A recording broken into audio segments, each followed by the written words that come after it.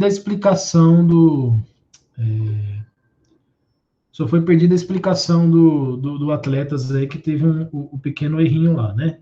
Não chegou a ser um erro, né? Mas uma bizarrice ali que teve com a questão do float. Mas tudo bem. Na gravação da aula, que foi no horário anterior, posterior do de vocês, tem essa explicação. Mas tudo ok. Agora é que começa mesmo o conteúdo. Legal. Vamos lá, então. Eu vou desativar a câmera e aí a gente se concentra só na tela. Tá.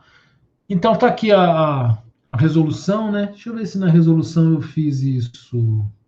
Ah, tá. A resolução pode ter esse problema? Pode, né? Por causa disso aqui, ó. Ah, não vai ter por causa disso. Olha que legal. Na resolução que eu deixei aqui com vocês, no slide, se o QTD mask for 0, ele não chega nisso aqui porque ele nem entra, ó, porque aqui eu tenho a verificação aqui, ó, né? Eu já verifico aqui, se isso aqui já der falso, né? Ou seja, QTD mask igual a 0, isso aqui dá falso. Se der falso numa porta E, ele nem faz o resto aqui, ó. Então não vai acontecer, ele já pula, vai para a próxima questão aqui, vai para o próximo if, né? Então, na solução que está aqui com vocês, não vai acontecer aquilo, né? Legal. Isso porque eu não fiz a média, né? Como eu fiz com vocês. Eu tinha uma variável média, que eu calculei a média fora, depois usei. Então aqui ficou legal. Enfim, tá aqui a solução. E como ela é extensa, não coube tudo num slide só. A finalização está aqui, sendo que essa parte que está aqui em destaque, na verdade em não destaque, né? Tá meio apagado aqui, um cinza, é repetição, tá? Esse fora aqui.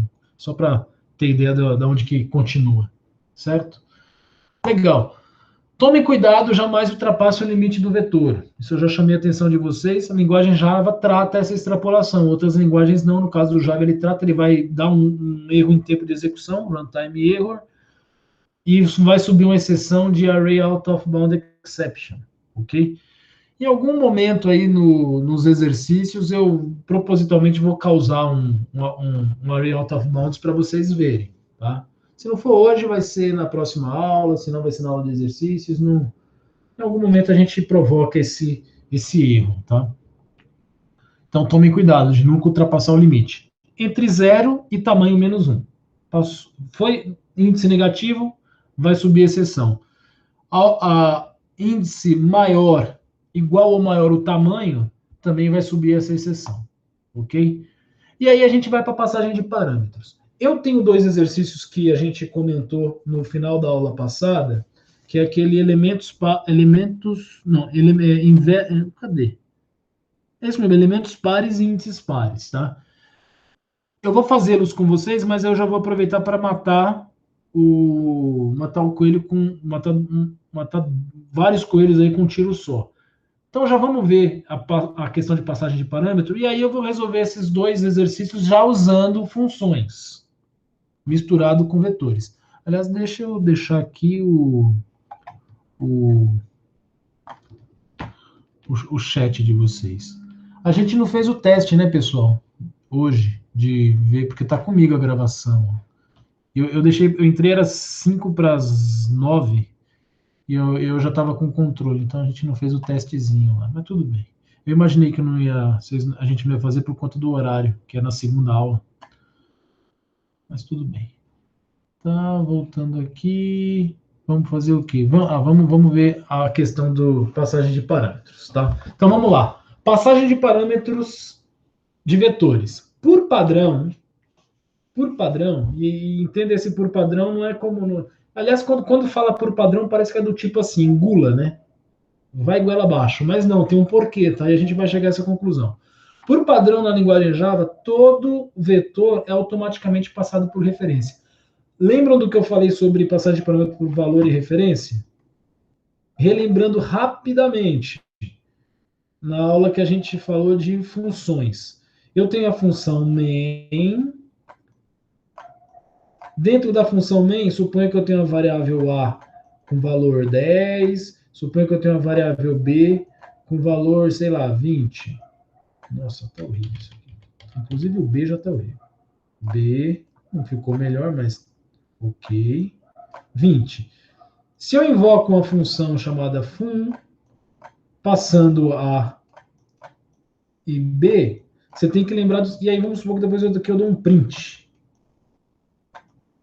de A e B. Lembrando que tudo isso aqui está no escopo do main. Né? E o que acontece? Ele vai lá, declara a variável, atribui, declara, chamou o fun. Quando ele chamou o fun, o controle passa para a função fun, que recebe o valor do A e o valor do B. E lá ele chama do que ele quiser. Aqui, por exemplo, ele está chamando de XY. E aí ele recebe o quê? O valor. Então, o X vai receber o valor do A, que é 10. O Y vai receber o valor do B, que é 20. E aí, aqui dentro, ele pode fazer o seguinte. Agora eu estou no escopo do fun.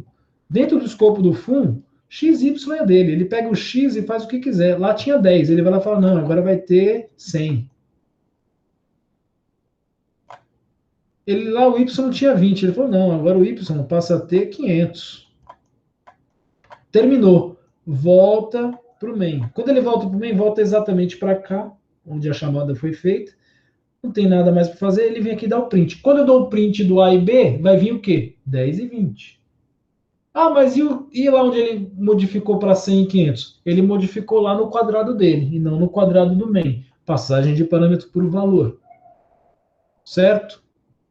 Tudo bem? Ok. Passagem de parâmetro por referência. O que era passagem de parâmetro por referência? A mesma história. Dentro do main, eu tenho o quê? O A valendo 10, o B valendo 50. Invoca a função fun.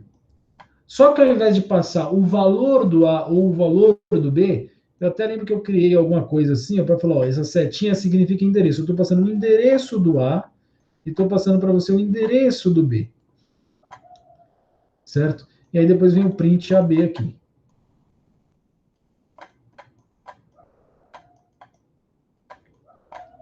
Tudo isso, escopo do main. Declarou e atribuiu, chamou a função fun. Quando ele chama a função fun agora, ela não recebe o 10 e o 50, ela vai receber algum endereço de memória. Então, ele vai lá e vai receber e vai jogar em uma variável que é o nome que ele quiser. Aqui ele chama de x e aqui ele chama de y. Mas perceba que são variáveis que está guardando endereço. Então, na verdade, isso aqui vai receber lá um endereço, 0xf4 alguma coisa. 0xf416, esse cara vai receber aqui. É um número hexadecimal, que é o endereço de memória. Certo? Se ele for lá agora e falar, ó, x recebe 100, lembrando que aqui ele está no escopo dele.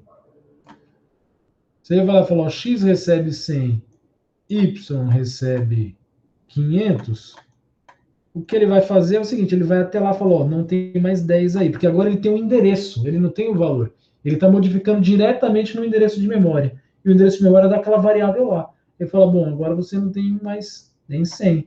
Agora você não tem mais o valor que você tem aí. Você vai lá naquele endereço e bota 500 lá. Vou lá naquele endereço e meto 500 lá, ó.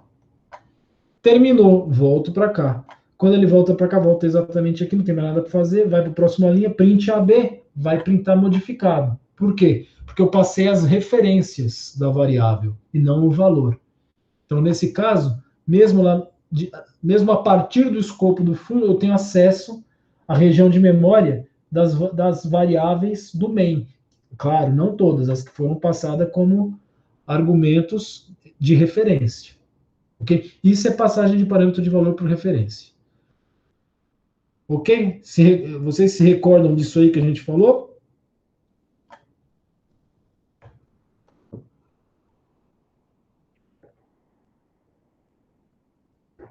Veja que aqui no slide ele está dizendo o seguinte, ó.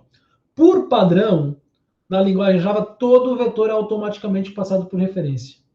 Você não tem controle sobre isso aí. Na verdade, você não tem controle sobre isso. Vai ser sempre referência, sempre. Sempre. Então, o que ele quer dizer com isso? Num contexto onde você tem um vetor, então vamos supor que lá na função main, você tem um vetor vet, que você declarou. Tá ele lá, ó, com sei lá quantas posições ele tem, não me interessa. Tá ele aqui. Se em algum momento você vai lá e invoca a função fun, passando esse vetor vet como referência, ou desculpa, como parâmetro, o que vai acontecer? Lembrando que isso aqui é o escopo do main. Isso aqui é o escopo do main. Quando eu invoquei aqui o vet, chamei aqui o vet não, chamei fun. Chamei fun aqui, recebi um vetor que ele chamou de v. Tá? Automaticamente isso aqui é uma referência do seu vetor. Automaticamente. Lá no escopo do fun, ele pode tranquilamente fazer vetor no índice 0 recebe 10, vetor no índice 1 recebe menos 1, beleza. O que acontece? Por ser uma referência, vetor é sempre referência, ele não faz a cópia, ele não passa por valor, para falar, ó, beleza, toma aí a cópia do meu vetor, ele não faz isso. E agora você modifica ele aqui, não reflete lá. Não, sempre é referência. Quando ele faz isso aqui, equivale ao quê? A ele ir lá na posição 0 do vetor original e colocar 10. Equivale a ele lá na posição 1 do vetor original e colocar menos 1. Quando volta para cá, se eventualmente você der um print no vetor inteiro, tá lá o 10 e o menos 1 que foi modificado. Então é isso que acontece na passagem de parâmetro de vetor. Sempre é uma referência.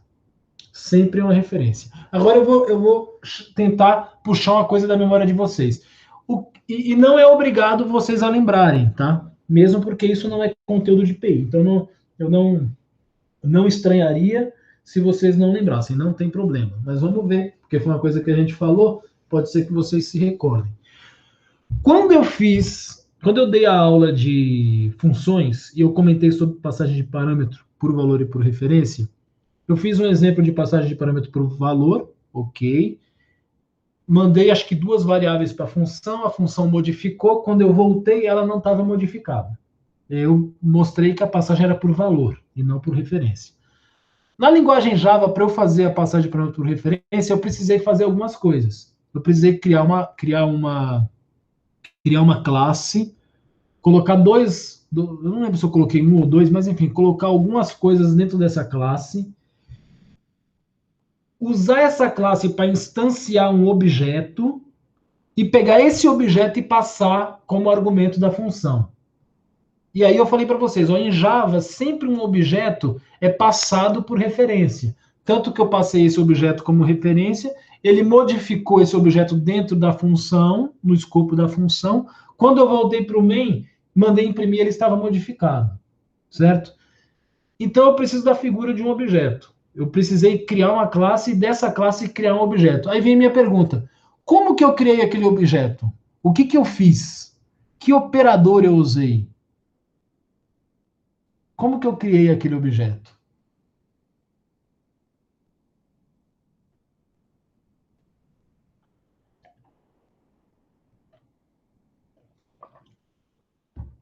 Esperando a resposta de vocês. Pense, se não lembra, também pode falar, não lembro, porque não tem problema nenhum. Isso aí é PO, é Programação Orientada a Objetos. É que a linguagem acaba forçando a gente. Para eu mostrar para vocês, eu fui forçado. Porque não tem outro jeito. Tá? Todo objeto em Java é uma referência. Porque quando eu crio um objeto em Java, na verdade, em tempo de execução, eu peço memória para ele, para o sistema operacional, ele me cede memória. Quando ele me cede memória para eu criar aquele objeto, ele está me dando um endereço de memória. Quando ele me dá um endereço de memória, eu associo aquele objeto. Quando eu passo o objeto como argumento, eu estou passando o endereço dele, ou seja, é a referência. E aí vem a minha pergunta: como é que eu crio um objeto em Java? Foi o que eu criei usando esse comando nessa aula. E aí eu até falei para vocês, é que eu falei comando, mas o certo não é comando, ele é um operador, tá? Eu até falei, não é estranho para vocês, porque a gente já usou, a gente usa ele goela abaixo toda a aula.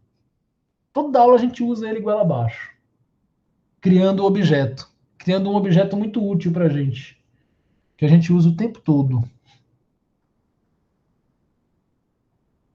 Uma outra vez a gente não usa quando eu faço o gerador de teste, mas eu acabo usando o random, e eu acabo também tendo que ter um objeto dele.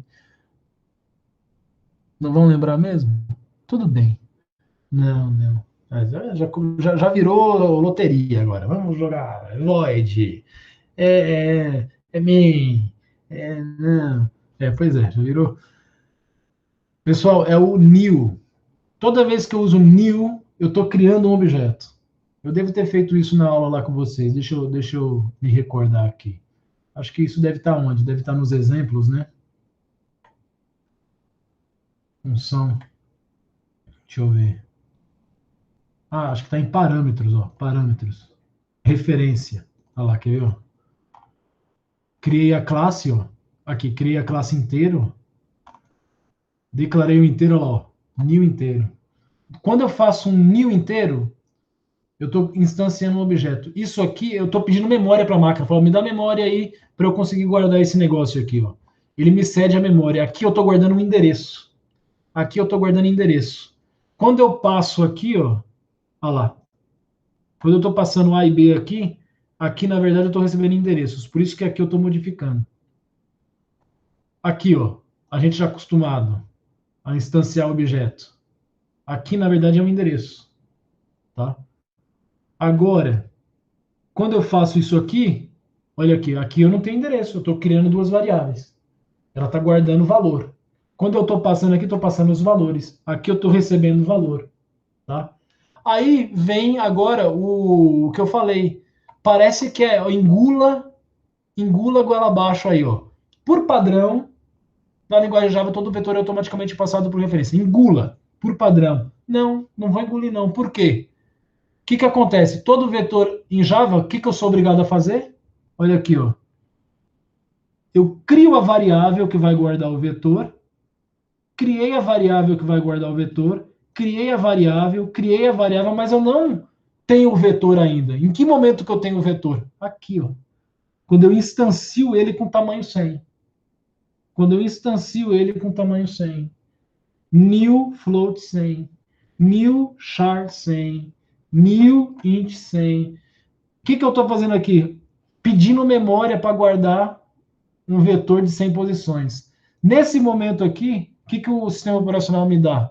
Um endereço. Eu guardo esse endereço aqui. Então, no momento que eu tiver passando o vetor para uma função, eu estou passando, na verdade, o quê? A referência dele, o endereço dele. Por isso que ele é automaticamente passado por referência. Não é que ele é automaticamente. O Java já me obriga a isso, porque ele obriga a usar o new para criar esse vetor. Então, na verdade, todo vetor em Java é um objeto. Ou seja, ele é uma referência. Por isso que ele é sempre passado por referência. Entenderam o laço que foi feito aí, o link? Pegamos coisas de lá que a gente viu de passagem de parâmetro e agora foi. Porque o que acontece? Tentam simplesmente enfiar a goela abaixo. Falam, tá aí, é sempre referência. Por quê? Porque Deus quer, porque é assim, vai na minha que vai dar certo. Não. Vocês estão vendo que é. Juliana. É um pouquinho distante, sim. Aliás, não tem. Com isso exatamente que eu estou falando, não tem muita coisa a ver, não. Tá?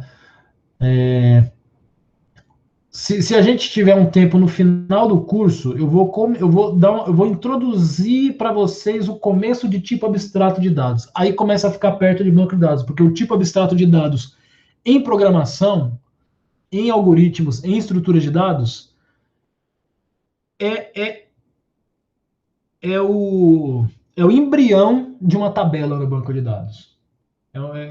Um tipo abstrato de dados que eu manipulo dentro de um algoritmo é o que, no fundo, quando eu quiser persistir, ou seja, quando eu quiser salvar, eu vou salvar numa tabela, que ela tem que ter exatamente o mesmo formato do tipo abstrato. Tá? Então a gente chama de tipo abstrato de dados quando está lidando com programação. E a gente chama de relação ou de tabela quando a gente está lidando com banco de dados. Tá? Eu espero usar aquela semaninha que está vaga lá para falar disso com vocês. Coisas para fazer já link com outras disciplinas que virão adiante. Tá? E aí, isso já é bem útil, porque o tipo abstrato de dados em programação estruturada, que é o que a gente está vendo agora, que é uma programação, embora esteja usando uma linguagem orientada a objetos, na verdade a gente está fazendo estruturado isso daqui. Tá? Tipo abstrato de dados é o que a gente usa em linguagem estruturada. Exatamente a mesma coisa, exatamente a mesma coisa. Acrescenta só uma coisinha a mais. Isso é porque, na verdade, dá para acrescentar também no tipo abstrato, mas ninguém acrescenta. Mas, ok. Exatamente a mesma coisa que é uma classe, que por sua vez vai virar um objeto, que em banco de dados vai virar uma relação ou uma tabela. É que relação é o nome conceitual, vamos dizer assim. Se você pega um livro, as bíblias de banco de dados não chama de tabela, chama de relação. Tá? Mas, enfim, aí fica mais próximo, tá? O que a gente está falando aqui, não tem muita proximidade com o banco de dados, tá?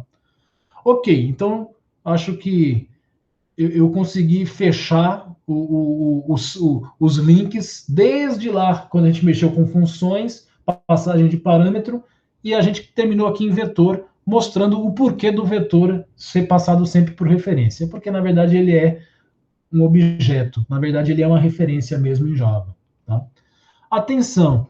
É necessário explicitar o recebimento do vetor no cabeçalho da função. Percebeu que eu coloquei cabeçalho da função entre parênteses, porque isso é um termo que a gente usa em programação estruturada.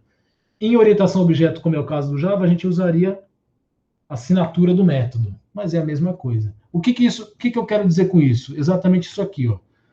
Quando você suponha uma função chamada xvet, que recebe um vetor de inteiros e um inteiro. Então, olha, ele recebe duas coisas, hein, e duas coisas distintas.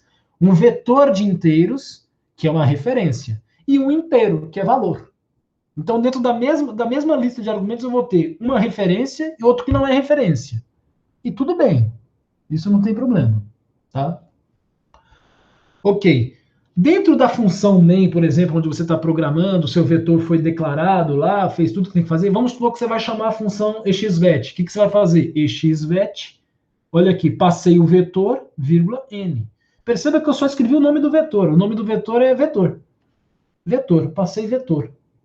Mas você não vai colocar o índice aqui? Não, porque eu não estou passando um elemento do vetor, estou passando o vetor inteiro. Vetor. Mas você não precisa colocar abre e fecha conchetes aqui para dizer que é um vetor? Não. Só passa assim, vetor. Tanto que se você olhar só para isso aqui, ó, você fala assim, poxa, eu não sei se essa variável é vetor mesmo. Você teria que olhar lá na declaração, né? Eu não sei se esse n aqui é um vetor chamado n. Então, eu não sei mesmo. Eu teria que olhar na declaração. Tudo bem? Então, percebam, não é necessário eu explicitar que eu estou passando um vetor. Mas, lá no cabeçalho da função xvet, lá onde ela vai receber, aí eu sou obrigado a falar, ó, int, abre e fecha conchetes v. Aqui eu estou explicitando, ó, o primeiro argumento que eu estou recebendo é um vetor de inteiros. Então, se aqui ele está o primeiro argumento, ele está vindo para cá, que é um vetor de inteiros. E aqui eu sou obrigado a explicitar que é um vetor. Ok? Só isso que vocês têm que ter em mente. No momento que eu invoco uma função, passa o vetor lá sem se preocupar se ele é um vetor ou não. E aí, chegando aqui, eu tenho que receber um vetor. Aí eu deixo isso explícito. Ok?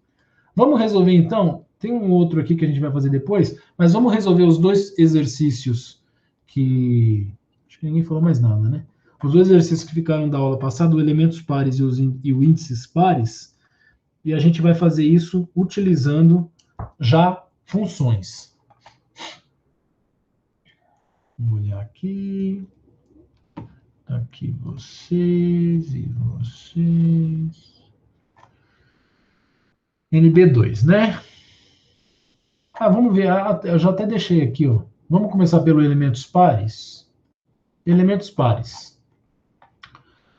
Faça um programa que recebe um vetor V de inteiros e imprime os elementos pares do vetor V. Na verdade, faltou coisa aqui, né? Porque além disso, eu quero que imprima outra coisa, que eu acabei falando na saída, né? Entrada.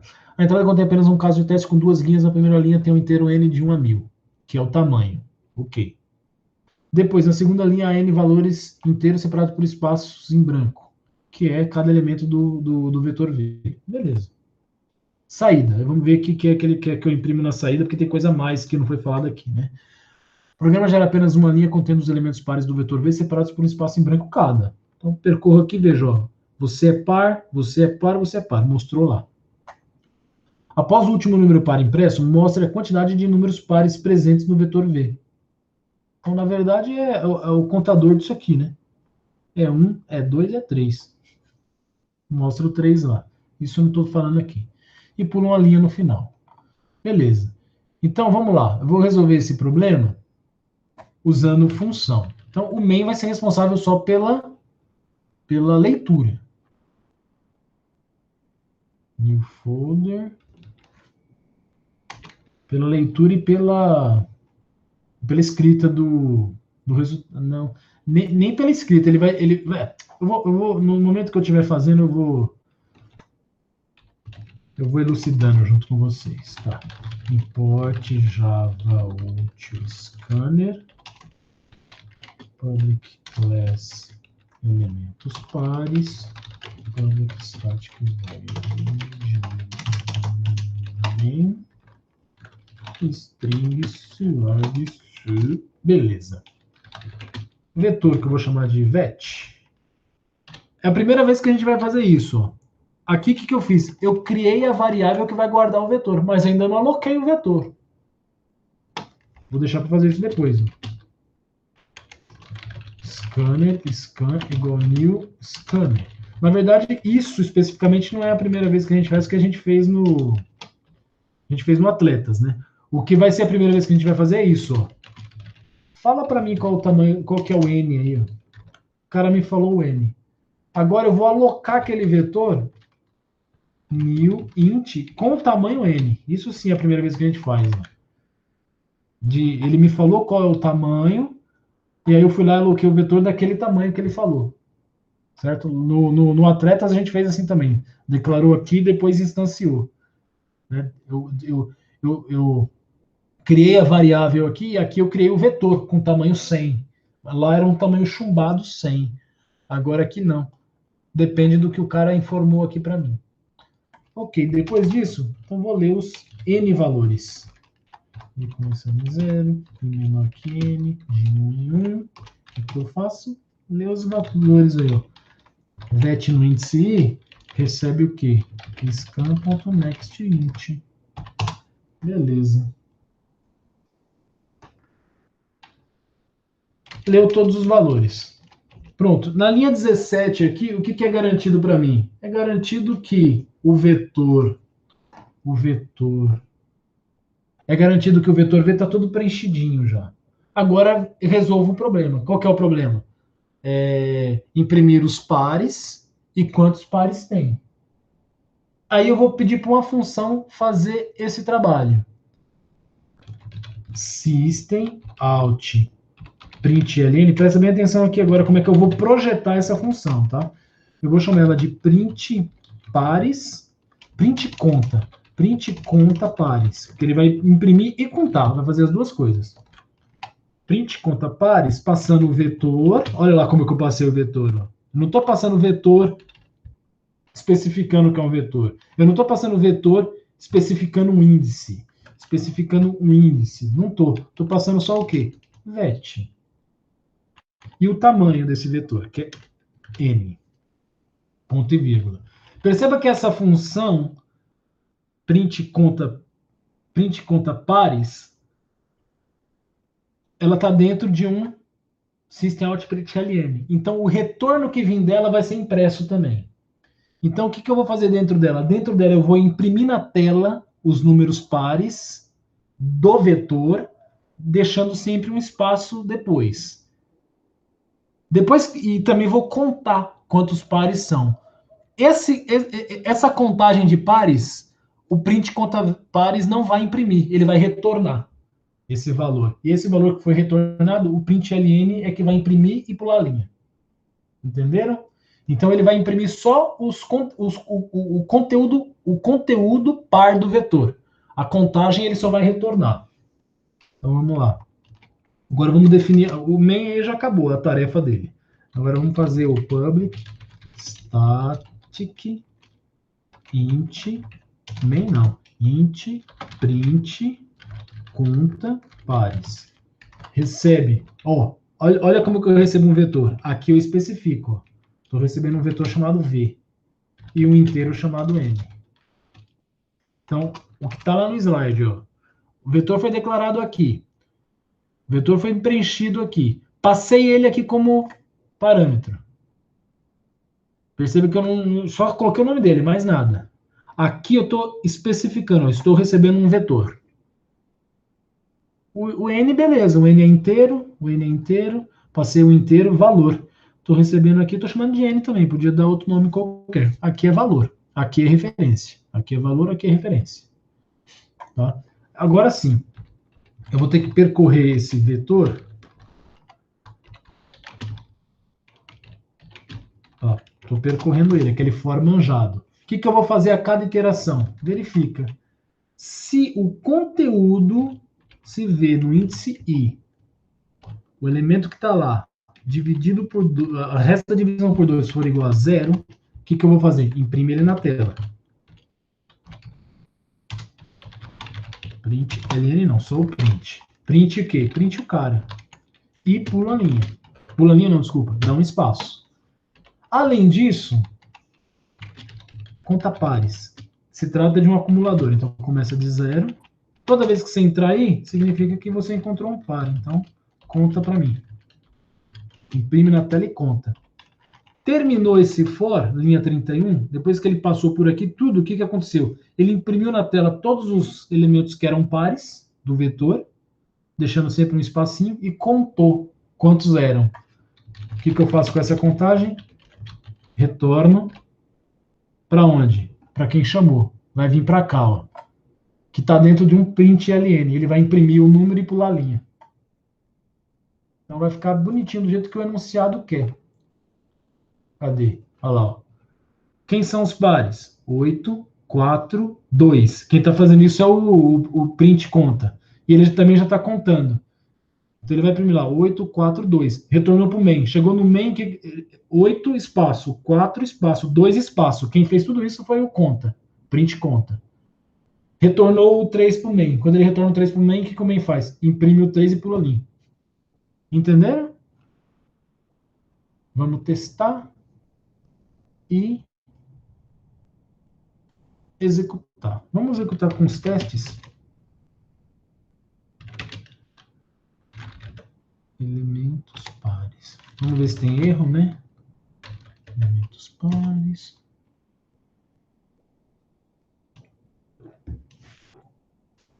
Sem erros. mkdir input, output. Tem um monte de exemplo no... Vou criar aqui, ó. Acho que 5, acho que 5 é o que tem lá, não lembro.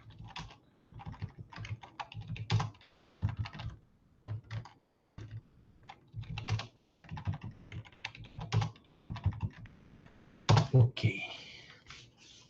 Já vou abrir todo mundo aqui para a gente copiar os exemplos daqui, ó. São vários. Ok.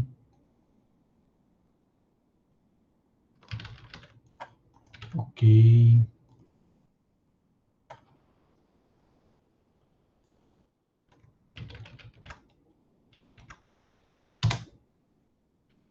Ok.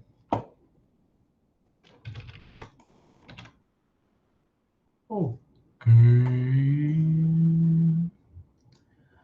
Ai, meu Deus.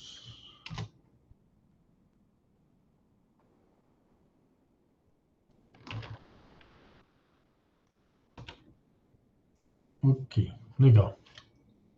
Vamos testar agora. Java, elementos pares, dá como entrada input filé 0. Olha lá. 8423. 8423 e pulou linha. O outro é 0. Filé 1, 0. filé 2. 67843. 67843. Beleza. O outro é 0. Filé 3, 0. Aí. 4. 2, 4, 6. 2, 4, 6, 8. 2, 4, 6, 8, 0, 5. 2, 4, 6, 8, 0, 5. Beleza. E agora vem esse gigantão aí, vamos ver. 5. 2, 8, 6, 4, 20, 18, 34, 0, 8, 10, 10. 0, 8, 10, 10. 0, 8, 10, 10. Beleza. Tá bonitinho. Acho que tá. Pensar bem, tá bem testado isso aqui. Tem bastante exemplo. Tem outro exemplo que não vai ter nenhum. Tem exemplo que tem alguns. É um exemplo que tem alguns também. É um exemplo que não tem nenhum. Ok. É. Só faltou um exemplo que só tem um e que ele seja par. Mas tá tudo ok. Aqui são praticamente todos, né? São todos? É, são todos. E mostra 10 no final. É isso aí, tá bem testado. Aqui vai alternando. Legal. Dá para enviar assim. Vamos fazer o próximo. Depois a gente manda os dois de uma vez. Dúvidas aí, pessoal? Podemos fazer o outro? Depois a gente manda os dois de uma vez. Dúvidas? Sim? Não? Ai. É, tranquilinho. Que bonito. Legal, vamos lá. Próximo. Índices pares.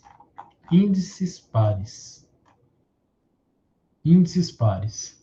Faça um programa que receba um vetor V de inteiros e imprima os elementos que estão nos índices pares do vetor. Agora não é o elemento par que eu quero que você imprima. Imprima o índice par. Se lá tiver ímpar, não interessa. O meu interesse agora são o quê? Os índices. A entrada é exatamente igual, tá? A entrada contém apenas um caso de teste com duas linhas. Na primeira linha, um N que vai de 1 a 1000, na verdade, de 2 a 1000. Representando, na verdade, é de 1 a 1000. Aí tem um aqui. Não gostei disso, não. Mas vamos lá. Representando o tamanho do vetor V. Na segunda linha, há N valores inteiros separados por um espaço em branco, cada, que são os valores de V. Então, a entrada é igual. Saída. O programa gera apenas uma linha contendo os elementos que estão nos índices pares do vetor V, separados por um espaço em branco cada. Após o último número impresso, mostra a quantidade de números pares presentes no vetor. Então, perceba que eu quero que você mostre os índices pares e a quantidade de elementos pares do vetor. Então, você vai ter que trabalhar com as duas coisas ao mesmo tempo aí. Na verdade, essa última linha aqui, esse último valor, é o mesmo problema que esse aqui. Exatamente o mesmo. Só que é sem isso daqui, né? É só com conta pares. É exatamente isso aqui com conta pares. Tá? Então, o último valor vai ser sempre igual ao do nosso elementos pares aqui. Volta para cá. Então, vamos lá. Aqui, por exemplo, eu quero que você mostre os índices pares.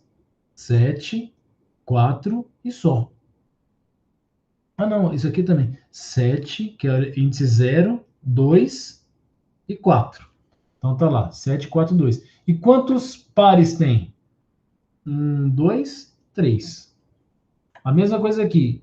0, 0, 2. Só tem esses dois. Quantos pares? 0. 1, 3, 5, porque está no índice 0. Está no índice 2, o 23. Está no índice 4, o 78. Está no índice 6, o 89. E quantos são pares? 1, 2, 3. 3 pares. Só tem um elemento. Está na posição 0. Então, a posição 0 é par, mostra o 7. Quantos pares são? Ele não é par, só tem um elemento? 0. Ok? Então é muito parecido. Vamos lá já. Inclusive, os exemplos que estão aqui são exatamente os mesmos, né? Então, vamos lá. Já copiei o nome? Nem sei. Vamos ver. Não. Ixi.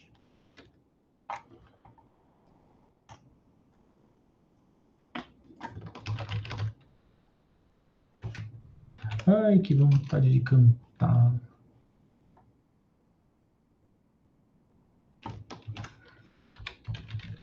Ok. Import Java útil scanner. Public class índices pares. Static void main. O main é igualzinho, tá, pessoal? O main é igualzinho. Eu só não vou copiar por conta de que eu não curto esse negócio de ficar copiando. Vamos lá. Inteiro vetor vet, o N e o I. E o scanner.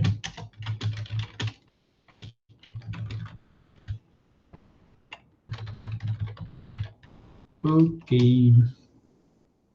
E agora? Fazer. Lê o N, next int, e aloca o vetor. New int de tamanho N. Ok. Agora lê todos os elementos do vetor. Menor que N, mais, vetor no índice I, recebe scan, next int. Legal. Terminou? Eu vou usar a mesma ideia, tá, pessoal? Ele vai imprimir os índices pares e a quantidade ele vai retornar para mim. Eu vou chamar de print ind pares. Coloca assim, ó, print ind par, conta par. Recebe o vetor e o tamanho. Observa bem a passagem de parâmetro. Public static. Void não, ele retorna no inteiro. Int, print, ind, par. Então, imprime os índices pares e conta os pares. Conta par. Recebe, olha aqui, ó. Vetor V. Recebe um vetor V e um inteiro, que é o tamanho dele. Vamos lá. Percorre agora o vetor. Então, preciso no I. For. Pessoal, aqui vocês podem ter feito a solução de... como eu tenho que imprimir só os índices pares, eu começo no 0 e vou saltando de 2 em 2. 0, 2, 4, 6, beleza. Certo? Controla certinho ali o I para não ultrapassar. Funciona. Só que depois ele pede para você contar quantos elementos pares. E aí você vai ter que percorrer o vetor todo. Não tem saída. Vai percorrer o vetor todo contando. Então você vai fazer um for de 2 em 2 para ir imprimindo. Isso vai consumir quantas instruções? Tamanho do vetor dividido por 2. N. N dividido por 2. E logo em seguida você vai ter que fazer um outro for sem salvação para você percorrer o vetor inteiro procurando os pares, os elementos pares. Isso vai custar quanto? N. O tamanho do vetor. E aí, quanto custou a operação toda? Custou N mais meio N. Então, 1,5. Então, se você tiver um vetor de tamanho 1000, você vai pagar 1.500 para resolver o problema. Porque vai ser 500 que você foi pulando de 2 em 2 para imprimir, e depois mais 1000 para encontrar os pares. Nesse caso, é mais inteligente o seguinte: percorre uma vez só, ou seja, o vetor de tamanho 1000 percorre 1000 vezes. Nessas 1000 vezes, o que você faz? Quando for par, imprime. E quando, independente se for par ou ímpar, você vai vendo se ele é par. Né? Vai vendo se ele é par e contando. Então, vou resolver tudo num for só. I começando em 0, I menor do que N, que é o tamanho do vetor todo, de 1 em 1. O que eu vou fazer de 1 em 1? Se o índice for par, e não o elemento. Ó. Se o índice for par, ó, se o I for par, o que eu vou fazer? Eu vou imprimir na tela. Porque ele quer que eu imprima os índices pares, não LN. Imprime o vetor no índice I, mais um espaço em branco. Pronto, só isso. E um outro if independente, são dois problemas, eu estou resolvendo os dois problemas de forma independente. Esse primeiro if está resolvendo o problema de mostrar os índices pares, e agora o outro aqui é o que vai contar. Conta pares. Como se trata de um contador, tem que inicializar em 0. Agora eu tenho que olhar, se o elemento que tiver naquele índice for par, olha lá, se o elemento que tiver ali for par, então eu conto ele. Conta pares é igual a conta pares mais 1. Pronto. Conclusão. Linha 34, o que vai ter acontecido aqui? Passei por todo o vetor. Nos índices pares eu imprimi na tela e mais um espaço. E se o elemento era ímpar, se o elemento era par, eu contei ele. Então acho que no final eu tenho todo mundo impresso na tela, com um espaço depois dele, inclusive o último tem um espaço lá depois dele, e o conta pares está com a quantidade de pares. Pega essa quantidade de pares e retorna, vai vir para cá, vai imprimir justamente depois daquele espaço que foi dado aqui, ó, e pula uma linha. Os exemplos são exatamente os mesmos, né, do elementos pares. Então vamos copiar aqui o input, que é o mesmo. Pronto. Dúvidas? Índices pares. Javac. Compilando. Sem erro. Java índices pares. Input filé 0. 7423. 7423. 330. 330. 235, 2378. 235, 2378, 893. 893. 70. 70. 13579. 13579. 13579. 5. 13579. 5. Beleza. 24620. 24620. 34810. 34810. Beleza. Vamos mandar os dois? Conta de pares, download e cadê o elementos? Elementos pares, download. Ok. Eu vou entrar aqui com o 2, né? Faltou a senha, o animal. E colocou a senha errada. Foi. Só ver aqui quais são os exercícios. Elementos é o 98 e o índice é o 99. Elementos é o 98. Elementos é o 98. Elementos é o 98. Tem que mudar aqui, né? Tá tudo bagunçado. Oh, tristeza. Elementos pares. Cadê aqui? Índices pares e elementos pares. Esse aqui é da primeira aula. Aliás, jogo isso aqui fora que não deu certo. Não vai jogar índices pares. Bom, agora aqui.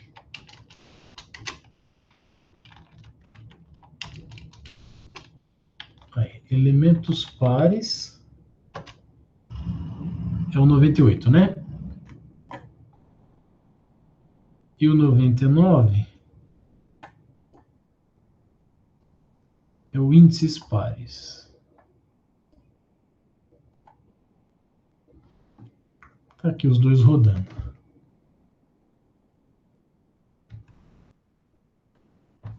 Enquanto vocês estão aí, deixa eu ver, ninguém falou nada. Esperar mais um pouquinho. Mais um pouquinho. Mais um pouquinho, vamos ver agora. Aí, muito bom. Legal.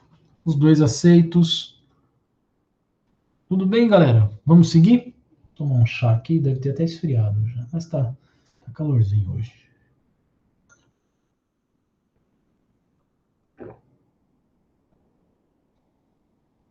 Tá. Vamos lá, então. Isso aqui eu não vou precisar mais.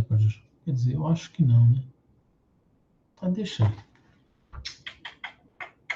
Volta para cá. Ok. Bom, aqui é um pequeno exemplo. Isso não tem exercício no juiz, nada disso, tá? Só para a gente ver. Porque nesses dois casos, vocês podiam ter observado uma coisa.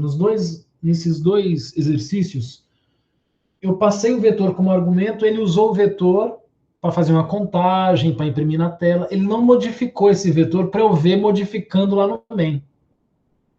Agora, com esse pequeno problema aí, a gente consegue perceber isso, tá?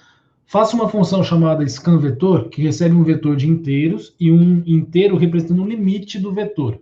E leia via teclado os elementos do índice 0 até esse índice limite. Tá? Então, dentro do main, eu vou declarar um vetor. Eu vou dar tamanho 100 para esse vetor, tá? Um vetor de tamanho 100. Vou pedir para o usuário me informar um limite. E aí a gente vai ver até um exemplo aí, que é bom vocês começarem a ficar atentos a isso, porque o vetor ele pode ter dois tamanhos, tá? Um tamanho físico e um tamanho conceitual. O tamanho físico é o tamanho de alocação dele. O vetor foi alocado com o tamanho 100. Então ele ocupa um espaço físico de 100 posições lá na memória. Consigo até falar quantos bytes é isso a depender do tamanho a depender do tipo do vetor. Só que esse vetor ele pode ter um tamanho útil, vamos chamar assim. O que é o tamanho útil? Ele tem 100 posições alocadas, mas eu só usei as 20 primeiras. Então, tudo que eu fizer vai ser dentro dessas 20 primeiras. Se eu tiver que calcular quem é o maior, dentro dessas 20 primeiras. Quem é o menor, dentro das 20 primeiras. Imprimir na tela, os 20 primeiros. Ah, agora eu vou colocar mais 10 elementos. Ok, agora a gente tem 30. Ele tinha tamanho 100, tá lá. Estou usando 30, 70 tá obsoleto. Você está desperdiçando recurso, mas beleza, tá lá. Aí você vai trabalhar dentro dos 30. Isso é o que é chamado de tamanho útil.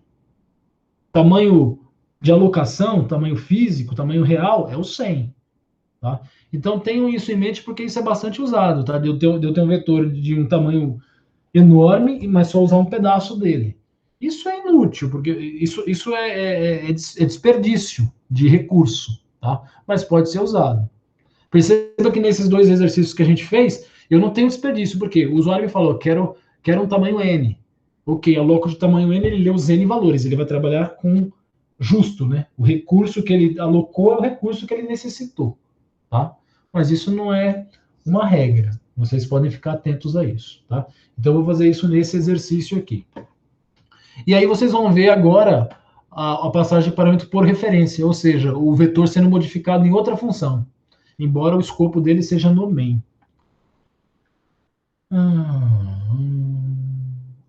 Tá. Como não é um exercício, eu vou chamar de ler vetor. Ler vetor, filé, ler vetor.java. Então vamos lá. Import Java útil scanner public class ler vetor public static void main string aves vetor. Perceba que eu já vou alocar ele, ó, com tamanho 100. E eu preciso de um limite, vou chamar de lim mesmo. Limite. Scanner. New scanner. System. Vou ler esse limite. Limite igual a scan.nextInt. Perceba que eu tenho que ter um cuidado aqui, porque esse limite, lá o exercício está falando que eu tenho que ler de 0 até limite. De 0 até limite. Então esse limite no máximo pode ser 99.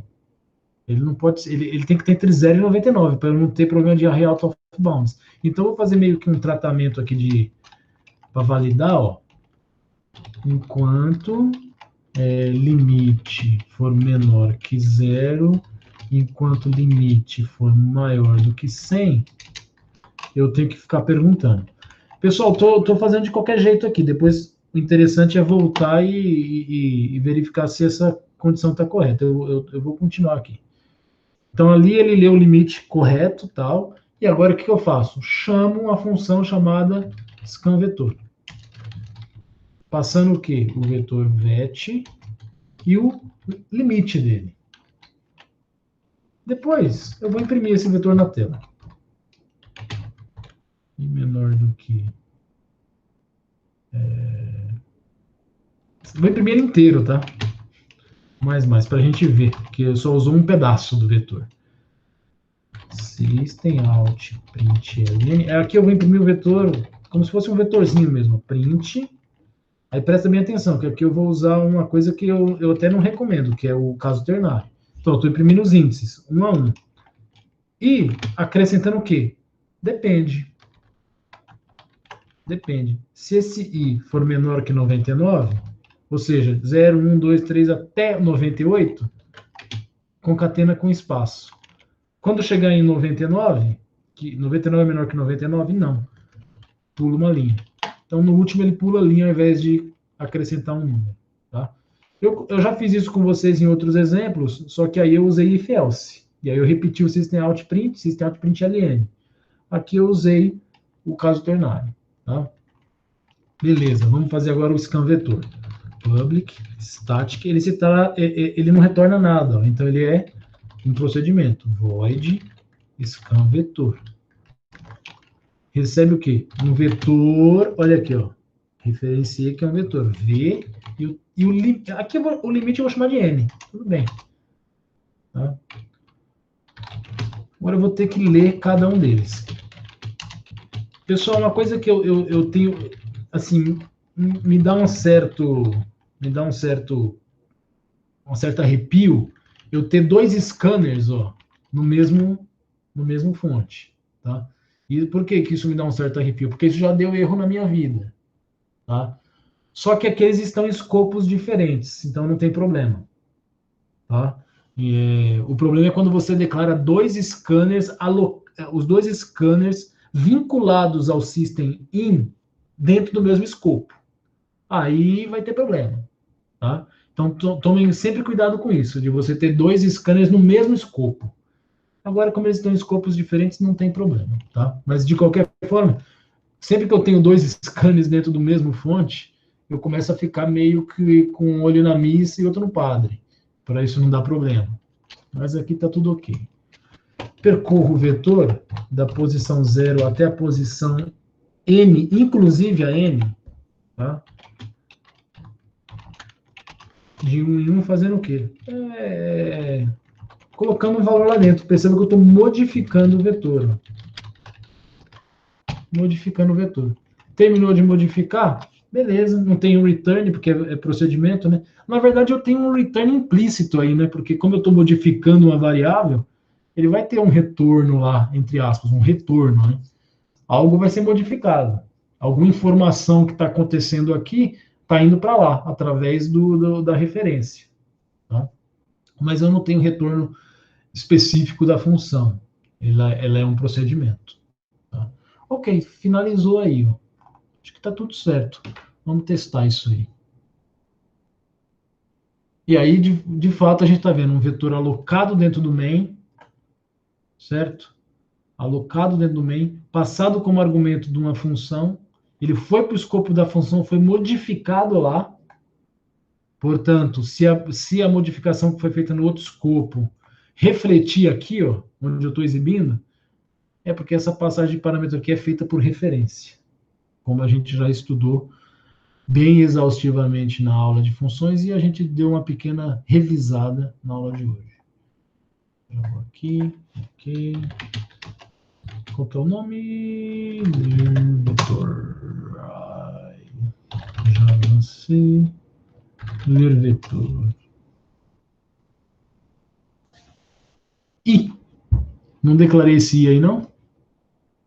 Não. Ah, a gente também tem que olhar isso daqui, né? Embora isso daqui não vai gerar erro de compilação, né? Ali é erro de lógica. O compilador não encontra erro de lógica. Se ele encontrasse, meu Deus, para que eu tenho que pensar então, já que ele já pensa? Manda ele programar sozinho. Vamos ver se isso aqui vai dar certo, né? Porque eu fiz meio que na ansiedade de escrever todo o resto do código, eu passei por aqui e eu sempre fico com esse sinal ligado. Se eu fiz uma condição aqui meio que pensando em português e seguir a vida, é sempre bom voltar e ver se ela está correta. Então vamos ver, né? O limite aqui ele não pode ser negativo e também não pode ser acima de 100. Então ele não pode, se ele for menor que zero, ou seja, se ele for negativo, e se ele for maior que 100, então eu continuo aqui. Vamos fazer um teste. Negativo, menos um. Menos um é menor que zero? Verdade. Verdade. Verdade e alguma coisa, como é ele, vai ter que verificar alguma coisa, né? Menos um é maior que 100? Falso. Verdade e falso é falso. Cai fora. Tá errado já. É bem provável que isso aqui seja O. Vamos testar. Menos um. Menos um é menor do que zero? Verdade. Verdade ou qualquer coisa, não importa, já é verdade. Volta e pede de novo. Tá certo. 200. 200 é menor que zero? Não. Falso. Falso ou alguma coisa. Então, alguma coisa é que vai definir. 200 é maior que 100? Verdade. Falso ou verdade? É verdade. Então, pede de novo. 50. 50 é menor do que. 50 é menor do que. 50 é menor do que zero? Não. Falso. 50 é maior do que 100? Falso. Falso ou falso é falso. Falso ou falso é falso. Então vai embora. Tá certo. 99, que é o limite, né? 99 aqui vai dar falso. 99 falso. Segue a vida. 100, 100 não pode. 100 é menor que zero? Falso. 100 é maior que 100? 100 é maior que 100? Falso também, né? Então, aqui vai dar certo, né? 100 menor que zero? Falso. Beleza. 100 é maior do que 100? Falso. Então, aqui tem que ser igual. 100 menor que zero? Falso. 100 é maior ou igual a 100? Verdade. Então, pede, vai dar verdade, pede de novo. Beleza. Testar o limite do zero agora. Porque o zero também pode, né? Eu posso falar, ó, o zero também pode. Zero. Zero é menor que zero? Zero é menor que zero? Falso.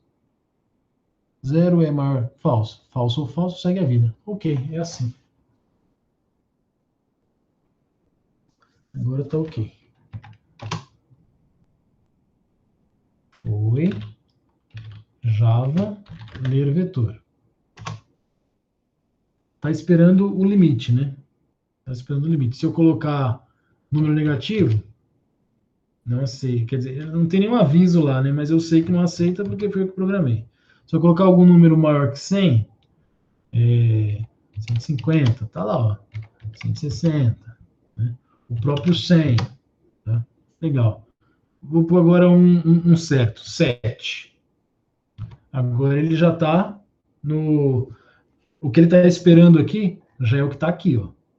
Porque ele entrou, né? Fiquei parado aqui um tempinho, agora eu entrei aqui, ó. Beleza, agora eu estou aqui. Então eu tenho que informar 7 valores. Vou até colocar em linha. 10, 20, 30, 40, 50, 60, 70. Tem o 7 aí. Na verdade é de 0 até 7, né? Então são 8 valores, né? Ele começa no 0 e vai até o 7, inclusive, porque é igual. Ó. Beleza. Quando eu der Enter aqui, o que vai acontecer? Vai passar tudo aqui, ler todos, volta para cá e eu vou imprimir os 100 valores na tela do vetor. Só que o útil para mim são só os 8 primeiros. Vamos ver. Olha lá. Beleza. O resto veio zeradinho. E aí foi provado aí que a passagem realmente é por referência, porque essa modificação aqui, ó, foi feita dentro do scanvet, do scanvetor. Ok? Podemos ir para o próximo. Isso aqui já pode digitar, isso aqui também. Legal. Nenhuma dúvida, então. Então, a gente já fez 2 exercícios onde eu envio o vetor, ele opera com o vetor lá, mas não modifica, e agora um que modifica. Tá? Legal. Vamos para o outro exemplo aqui. Aqui está o exemplo, tá? Só que aqui eu coloquei o informe, tá tudo certinho. E aqui a chamada da função. Tá tudo ok, que nem a gente fez lá. Menor em posição. Esse está no juiz, tá? Então tá aqui, ó. Já deixei aqui. Faça um programa que leia um valor n. Este n será o tamanho de um vetor x. Ok. A seguir, leia cada um dos n elementos de x. Beleza. Encontre o menor elemento deste vetor e sua posição dentro do vetor, mostrando essa informação. Entrada. A primeira linha da entrada contém um único inteiro n que vai de 2 até 1000. Até, na verdade, menos de 1000. Ok. Indicando o número de elementos que deverão ser lidos em seguida, para o vetor x de inteiros. A segunda linha contém cada um dos n valores separados por um espaço em branco. É aquela entrada manjadora de vetor. 10, tá, os 10 elementos. Saída.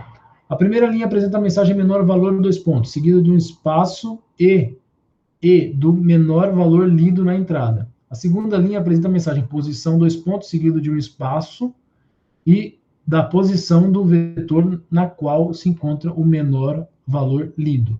Lembrando que o vetor inicia na posição 0. Após a impressão dessas duas linhas, salte uma linha. Então tá lá. Tá aqui o vetor, o menor elemento é o 5, que está na posição 0, 1, 2, 3, 4. Então o menor valor, menos 5, posição 4. Tudo bem? Perceba que também não modifica o vetor. Eu vou fazer usando função. Tá? Vou fazer uma função aqui. Deixa eu pensar. Pergunta, essa função tem que retornar quantos valores?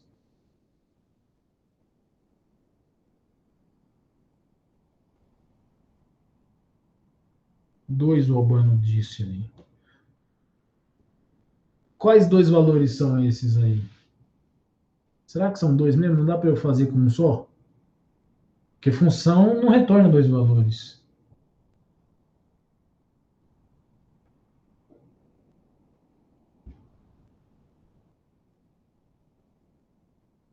Agora ele mudou para 1. O que vai retornar, Albano? O que a função tem que retornar para mim?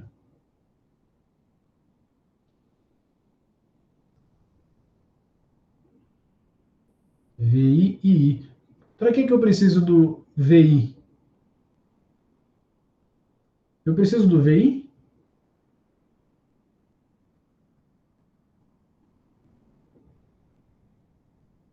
Dá para fazer no print o valor. Não entendi o que você quis dizer, o Gabriel.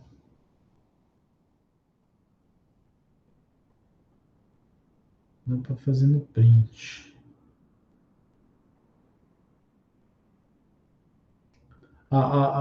Lembra que eu falei, quando você contrata um pintor, ele só pinta, ele nem limpa, deixa tudo sujo.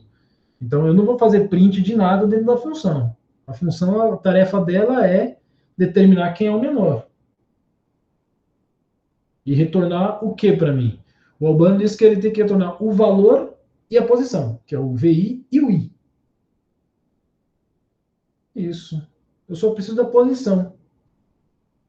Porque eu faço uma função que ela vai lá, vasculha o vetor e encontra para mim quem é o menor. Eu preciso saber o valor? Não, basta ele me retornar a posição. Tá aí, tá na posição tal.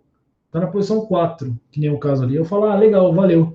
Eu vou lá e imprimo o vetor na posição 4, eu tenho o valor. E eu tenho também a posição, que é a posição 4. Então eu só preciso do índice. Basta eu ter o I, que dentro do meio eu consigo acessar o VI. Não tem problema. Então, só um valor. Tá? Toma cuidado, porque senão, eu já vi aluno fazer isso. Ele vai lá, faz uma função que retorna o menos 5. retorna o menor. Aí o que acontece? Chega lá no main, ele tem o -5, mas ele não sabe a posição. Aí o que ele faz? Varre o vetor inteiro para procurar a posição que está o -5. Pô, tá de sacanagem, né?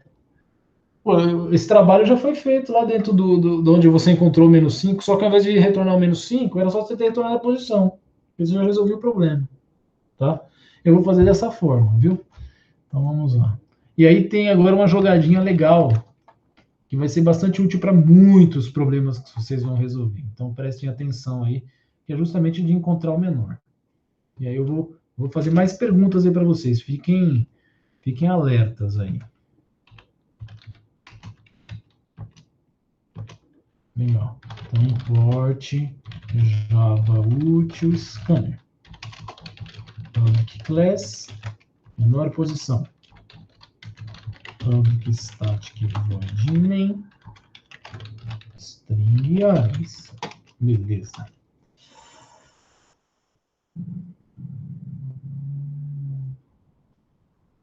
Pessoal, só para chamar a atenção rapidinho para vocês, né? Qual foi o que a gente acabou de fazer? A gente fez um ler vetor, mas a gente fez também um outro qualquer que a gente fez hoje. Aqui, índices pares, né? Índices pares, por exemplo, a gente fez hoje. Hoje, vocês estão vendo que o tema principal é passagem de parâmetro de trabalhar com vetor e funções ao mesmo tempo, né? Seja passagem, seja retorno. O ponto mais crucial aí é a passagem, né? Perceba que aqui, ó, eu declarei o vetor, quando eu passo, eu não preciso falar nada, eu não referencio o índice, não preciso abrir e fechar conchete. E lá na função, aí sim eu tenho que especificar que eu estou recebendo um vetor daquele tipo, né? Uma coisa que eu esqueci de comentar com vocês, isso não é novidade, a gente faz isso desde a primeira aula. Desde a primeira aula vocês já estão vendo isso na vida de vocês. Aonde que vocês viram isso? String. O quê? Só string não é args, isso, string args. Já é isso. É um vetor de strings. E eu referenciando lá um vetor. Ó. Então, é só vocês lembrarem disso aqui. Lembra do string args? É exatamente a mesma coisa. Eu estou recebendo um vetor que está vindo de algum lugar. Esse lugar, na verdade, é a linha de comando, lá que a gente já explicou e tudo. Tá? Mas está aqui, ó, o jeito que eu estou referenciando o recebimento de um vetor. É exatamente o tema que a gente está vendo hoje. Tá? O tema principal. Voltando aqui ao nosso problema do menor. Então tá, um vetor de inteiros. O tamanho ele vai dar para mim, né? Eu preciso do i também. E o scanner. O scanner. System. Aí leu n. Next. E aloca. Get igual a new int n. Certo, agora lê os n valores. I começando em 0, i menor do que n, i mais. For já foi. Então, vet i scan.next int, beleza. Leu todos. Depois que leu todos, faz o seguinte, ó. Pos menor. A posição do menor elemento. Eu não quero o menor elemento, eu quero a posição do menor elemento. Então, eu vou falar aqui, ó, get índice menor. Passando o vetor e passando o tamanho dele. Beleza. Retornou para mim, o que eu vou fazer? Vou imprimir na tela. System out print ln. Aliás, eu vou imprimir duas coisas. Aí aqui, para não correr o risco, eu copio daqui, ó. Você e você. Pronto. Deixa o espaço que ele está pedindo, mas aqui ele está querendo o valor, menor valor. Quem é o menor valor? Vet na posição pos menor. E aqui ele quer a posição pos menor. É aquela jogadinha dos dois primeiros exercícios que a gente fez, elementos pares e índices pares, para vocês saberem diferenciar elemento de pose de índice. Elemento de índice. Se eu tiver o índice, eu tenho os dois. Se eu tiver o índice, eu tenho o elemento também. Agora, se eu tiver só o elemento, eu não tenho o índice. Tá? Isso que vocês têm que tomar cuidado, senão vai ter que percorrer o vetor de novo fazendo perguntas. Legal, resolveu já o problema pro main. Public, static, retorna o quê? Um inteiro, get índice menor, passando o quê? O vetor de inteiros que eu vou chamar de V e o N. Ok, agora vamos lá. O que eu tenho que fazer aqui? Percorrer o vetor. Então, começa de algum lugar. Enquanto i for menor que n, que é o vetor inteiro, de 1 em 1. Fazendo o quê? Alguma coisa. Começa não, de algum lugar. Tá aí. Beleza. Não, isso aqui não é assim não. O i é assim, né? Aqui que eu determino o início dele. Aí eu preciso de uma variável aqui que eu vou chamar de índice menor, que é o índice do menor elemento. E aí sim ele começa de algum lugar. Agora vem as perguntas que eu vou fazer para vocês. Reflitam aí rapidamente. Ok. Índice menor começa do quê? E o i começa do quê? Me fala os valores e me explica também por quê. Vamos ver se vocês conseguem imaginar.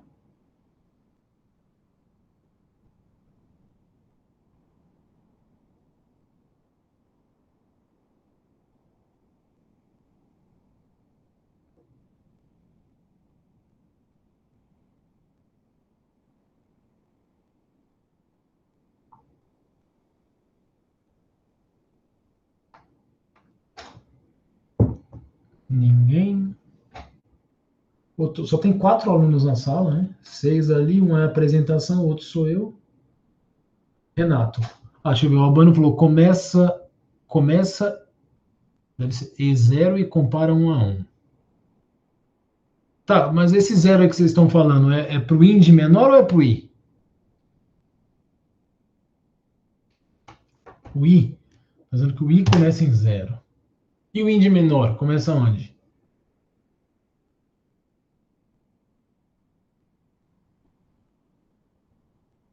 Professor, quando eu fiz, eu usei um if. Eu coloquei eu chamei uma variável de menor número, e aí eu coloquei ela como o vetor de 0. Aí eu coloquei um while para percorrer o vetor comparando número a número. E aí, Começando aonde? Esse do while. índice 0. Então, na primeira passada, você comparou ele com ele mesmo. Sim.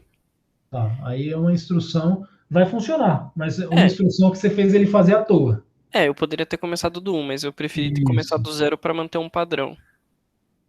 isso. Tá. Aí, se o, o vetor, o número de uma posição x fosse menor, aí o menor número seria o vetor nesse índice e o índice menor seria o valor de i.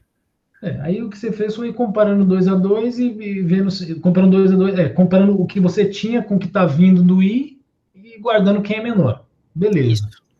Beleza. Só o começo aí que foi um pouco lusitano, né? Mas funciona. Só que fez ele comparar ele com ele mesmo no início, que não é necessário, tá? Mas está por aí a solução. Vamos lá para ver se vocês compreendem, ó. O mais elegante é você fazer isso aqui, ó. Você não faz a máquina trabalhar demais, ó. 0 e 1. O que o Renato, o que o Renato fez, ao invés de ele estar guardando o índice, pelo menos da forma que ele explicou, eu entendi isso, ao invés de ele guardar o índice, ele está guardando o elemento mesmo. Tudo bem. Só tomem cuidado com isso, porque às vezes é justamente para vocês começarem a se confundir índice com elemento, tá?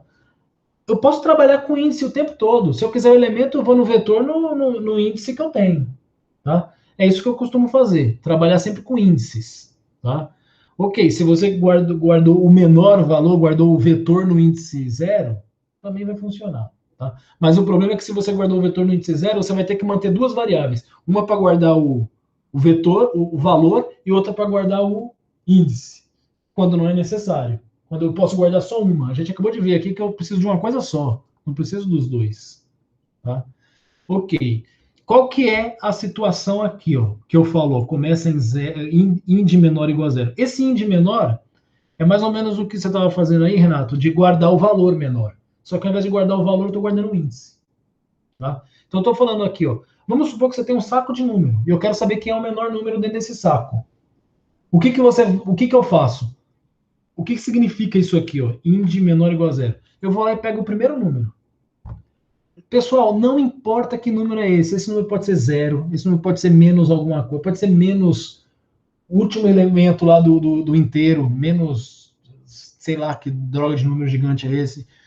Pode ser o maior inteiro que tenha, pode ser o maior long que tem, não me interessa, tá? Pode ser 100, pode ser 1000, pode ser 1 milhão.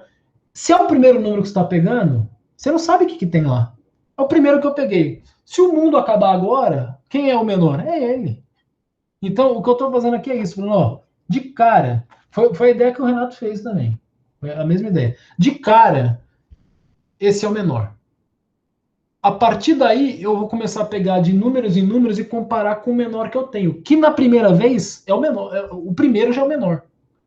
Por que você tem que fazer isso? Porque se você não fizer, você vai ficar aqui dentro quebrando cabeça. Você vai ter que ter ifs, você vai ter que ter um controle ali de falar, não, quando é a primeira vez eu tenho que pegar o primeiro, pegar o segundo e comparar os dois, para saber quem que é o menor, guardo o menor. A partir daí, eu não vou precisar mais pegar dois, eu vou precisar pegar um só. Olha só, você vai ter que controlar isso ali dentro.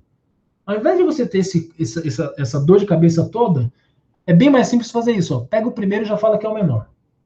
E agora, começa a testar a partir do segundo. Então, eu peguei o primeiro número. Que número que é? Nem sei, não interessa. Ele é o menor. Se o mundo acabar agora, é ele que é o menor. Agora pega o segundo número. Agora eu já entrei no fórum. Pega a posição 1, ou seja, pega o segundo. Pega o segundo e compara com quem? Com o menor que eu tenho, que é o índice menor. Compara com ele. É menor? Não. Então joga fora. Pega o terceiro. É menor? Não. Joga fora. Pega o quarto. É menor? É. Nesse momento, o que eu faço? Troco com esse que eu tinha guardado no início. Agora, a partir de agora, você é o menor. Vem o quinto. É menor? Não. Pronto. Agora é só eu seguir a vida comparando sempre. Foi o que o Renato fez também. A única questão é, se eu colocar igual a zero aqui, ó, vai funcionar? Vai. Mas o que você está fazendo? Peguei o primeiro número.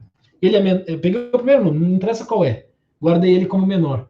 E aí você compara ele com ele mesmo. Ah, ele é menor que ele mesmo? Olha que pergunta sem sentido.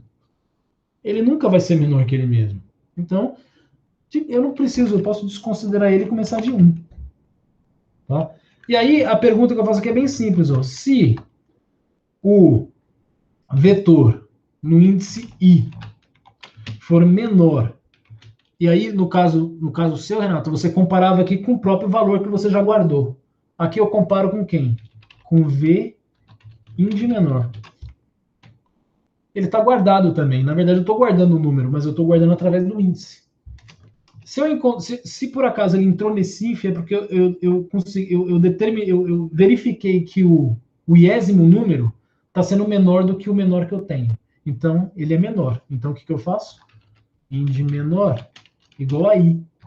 No seu caso, aí, Renato, você com certeza aqui dentro você tem que guardar duas coisas. Você tem que guardar o I e o VI também, porque você está trabalhando com valor, né? Você está trabalhando com índice e valor ao mesmo tempo. Não é necessário, você pode trabalhar só com índice. Não tem problema. Tá? Legal. Garantia que eu tenho. Quando eu saí aqui, ó, na linha 34, eu passei por todos os elementos.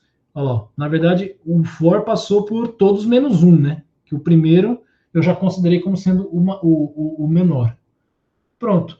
Passei por todos, inclusive o primeiro aqui em cima, e ele vai ter guardado aqui no índice menor quem? O menor. O menor, onde está o índice do menor, ele está guardando. O índice do menor elemento. É isso que eu vou retornar aqui, ó. Índice do menor. Pronto. Veio para cá, vai guardar aqui na posição menor. E aí eu mostro quem que é o dito cujo e mostro que posição é essa. Entenderam? Legal. Essa jogadinha aqui é bem importante, tanto para encontrar maior quanto para encontrar menor, para vocês não ficarem quebrando cabeça de como que vai ser a primeira comparação. Tem gente que vem aqui e coloca menos 1 milhão para garantir que, na verdade, índice menor, aí coloca, não coloca um número bem grande, coloca mais 1 milhão. Aí beleza, eu faço um vetor inteiro só de números maiores que 1 milhão. Quebrou o seu problema, quebrou a sua solução. Tá? A melhor coisa é pegar o primeiro elemento. Tá? Entendeu, Renato? Sua solução tá perfeita. Só tinha aí a questão dos índices, que não é necessário guardar valor, você pode guardar só o índice. E também a primeira comparação que foi feita de maneira inútil, não era necessário fazer ela. Mas é uma solução que tá ótima. Para PI, tá excelente. Depois para frente é que começa a pegar com questão de eficiência. Tá? Mas está correta. Vamos testar? CD, qual que é o nome? Menor posição, Java C, menor posição, e vamos mkdir, eu crio input e output, às vezes, eu nem estou usando o output, né?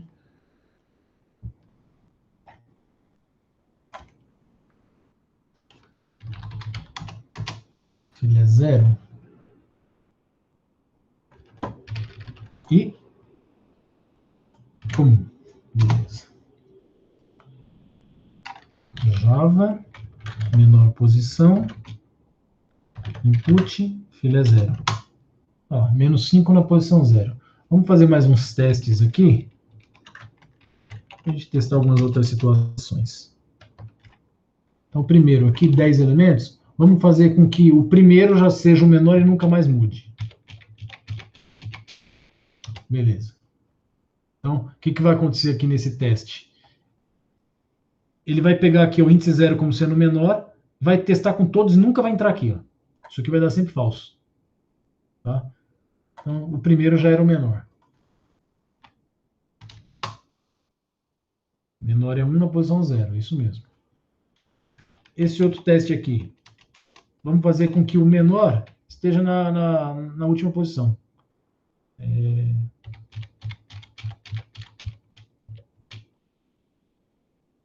Pronto.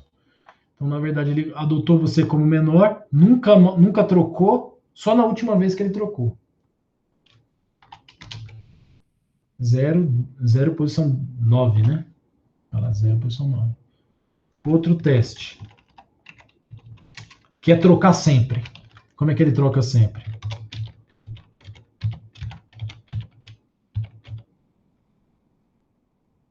Um, 2, 3, 4, 5, 6, 7, 8, 9. Pronto.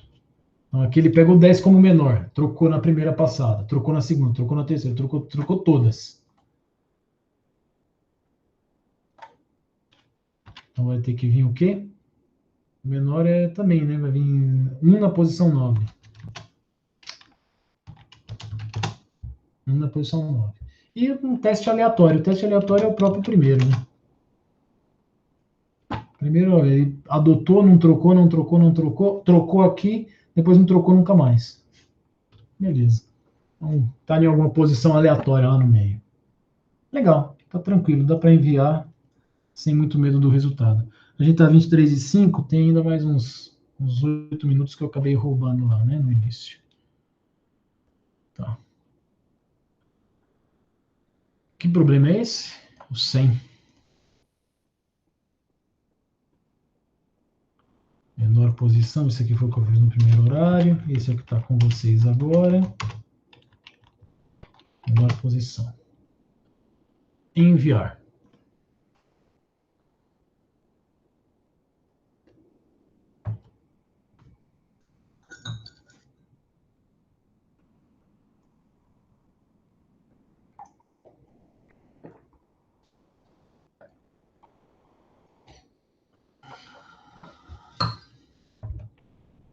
Beleza.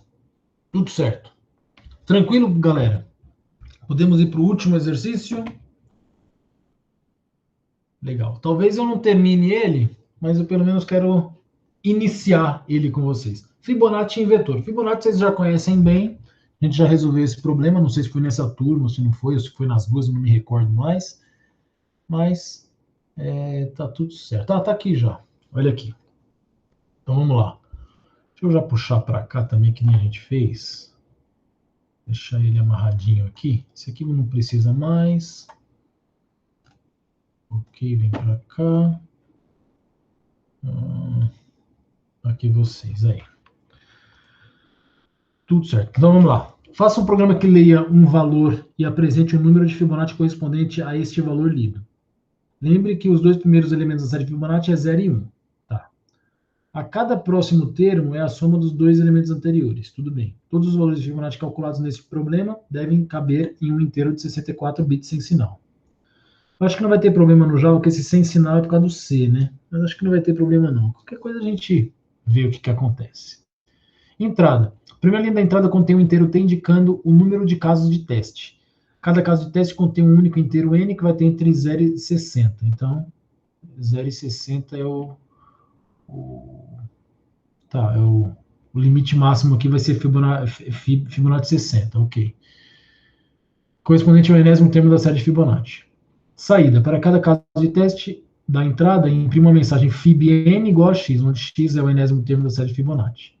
Após a impressão da última linha da saída, salte uma linha. Então, 3 é a quantidade de testes. Fibonacci 0, Fib 0, 0. 4, Fib 4, 3. 2, Fib 2, 1.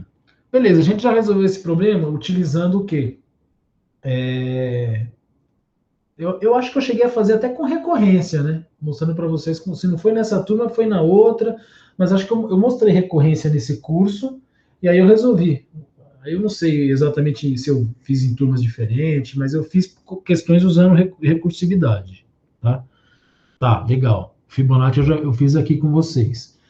E depois eu fiz a solução iterativa também, que era usando o Fibo anterior, Fibo atual, Fibo próximo, e fui lá fazendo as iterações e um sobrescreve o outro, depois é um mais o outro, enfim, aquela bagunça toda, né? Aqui agora a gente vai fazer usando vetor. Tá? Que fica bem mais simples. Pessoal, isso daqui, existe uma técnica de programação. Lembra que a gente viu que o Fibonacci recursivo ele tinha um problema, né? Que era o problema de recomputação. Quando uma técnica para você escapar dessa recomputação, eu até comentei na turma, era o quê? Uma técnica conhecida como programação dinâmica, que também é conhecido como recursividade de tabela. Esse aqui é o exemplo básico de programação dinâmica, que é eu pegar a recursividade e jogar para dentro de uma estrutura, que vai salvar os cálculos intermediários para mim. Tá?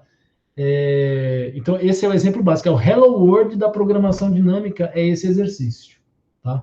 Então, vamos lá, vamos resolver ele. Fibonacci em vetor. Então, na verdade, eu vou jogar toda a lógica da recursividade do Fibonacci para dentro de um vetor. New folder, Fibonacci vetor, joga você fora. Fibonacci.java, certo. Eu não vou resolver o problema aqui com vocês, eu só vou construir o vetor. E aí pronto. Depois na aula que vem a gente inicia justamente para resolver o problema já com o vetor pronto. Import Java útil scanner, embora eu não vá usar agora, mas já está aí para quando a gente for terminar esse exercício na próxima aula. Public static void main string args, certinho, beleza. Como é que era a história? Bom, não me interessa a história, depois a gente resolve o problema propriamente dito. Eu vou criar aqui um vetor, ele já falou que é long lá, um vetor do tipo long que eu vou chamar de vetfibo. Tá? Já vou meter um tamanho 60 nele, que ele falou que é o limite lá, né? New long de tamanho, eu quero de 0 a 60, então é 61, né? De 0 a 60. De 0 a 60. Beleza. E aí, olha o que eu vou fazer aqui de cara. Eu já vou fazer o scanner aqui. Eu não vou usar ele agora, mas já deixa pronto aí para a nossa aula que vem. Olha aqui o que eu vou fazer. Ó. Não gostei. Não vou fazer isso aqui não, tá, pessoal? Ó, não vou alocar o vetor. Vou deixar só criei a variável que vai guardar o vetor, mas não aloquei ainda. Por quê? Ele vai vir de uma função. É a primeira vez que a gente está fazendo o quê? Uma função que retorna um vetor para mim. Eu vou chamar aqui, ó, de build, vamos para português mesmo, constrói vetor fibonático. Fibonacci, pronto. Pronto, não recebe nada como argumento, só constrói o vetor para mim. Aí o que eu vou fazer? Eu vou imprimir esse vetor na tela, só para a gente ver. Menor 60 ele vai ter, né? Menor ou igual a 60, de 1 em 1. Aí eu vou imprimir system out print ln, vou imprimir no formatinho que está lá no enunciado, mas é claro que isso aqui não vai servir de nada, porque Fibonacci de i, depois a gente vai jogar fora, isso aqui é só para a gente enxergar mesmo. 2 pontos, espaço, vai retornar o que para mim? Vetor Fibo no índice i. Pronto. Legal. Agora só falta a gente fazer a função. Public static. Retorna o quê? Um vetor de inteiros chamado constrói vetor Fibonacci. Não recebe nada. Ok. Int i. Long, né? Long. Vou chamar de VF, vetor de Fibonacci. Aqui sim eu aloco ele, ó, de tamanho 61. Pronto. Aloquei ele. Agora o que eu faço? Ele já me deu a dica lá. Qual que era? Começa em 0, 1. Então, na posição 0, eu tenho 0. Olha o início da recorrência de Fibonacci aqui. Ó. 1. Pronto. A partir daí, o que eu vou fazer? For i, começando em 2, porque o 0 e 1 já foi gerado. I menor do que 61, né? Que vai até 60, de 1 em 1. O que ele vai fazendo de 1 em 1? Fibonacci no índice i recebe Fibonacci no índice i menos 2 mais Fibonacci de i menos 1. Gerei todo o vetor aí com os números de Fibonacci. E agora, return VF. Só para ficar bonitinho, separar as coisas. Ó. Pronto. Isso aqui pode até ficar junto. Tá aí. E aí depois chegar ele vai imprimir todo o vetor para mim. Com esse vetor em mão eu já consigo resolver o problema. Vamos ver? Qual que é o nome? Fibonacci vetor. Java C. Fibonacci vetor. Tem um errinho ali.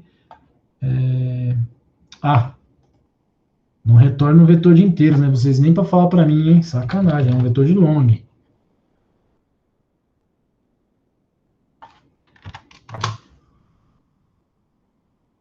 Pronto.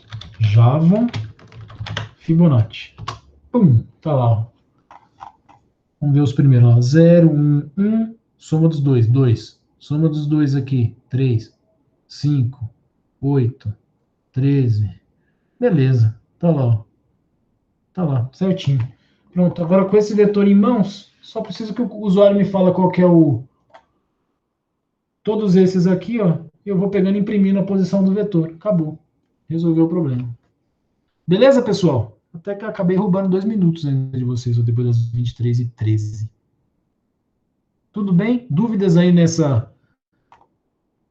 nesse embrião da solução? Porque, na verdade, o problema já foi resolvido, né? Basta agora fazer a entrada.